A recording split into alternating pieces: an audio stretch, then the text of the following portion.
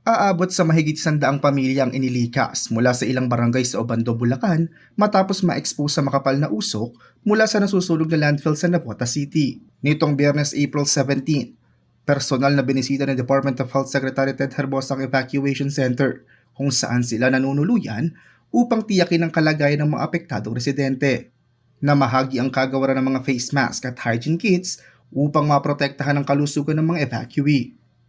Nagsagawa rin ng DOH ng paunang health assessment at nakatakda rin magsagawa ng mas malalim na pagsusuri kabilang ang blood test para matukoy ang posibleng epekto ng polusyon.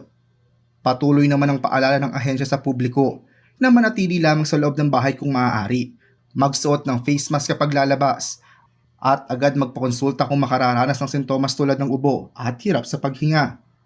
Matatanda ang nagsimula ang sunog sa lumang sanitary landfill sa Navotas noong nakarang linggo at patuloy pa rin naglalabas na makapal na usok dahil sa nag-aalab na basura sa ilalim nito. Ayon sa mga otoridad, bagamat idineklarang under control ang sunog, pahirapan ng tuluyang pag-apula rito. Sa ngayon, nagpadala na ang DPWH ng dredging equipment sa lugar upang masimulan ang pagtatambak ng lupa at putik sa apektadong lugar na umaabot ng mahigit kumulang 30 hectares ng landfill. Raymond Tasoy, CLTV 36 News.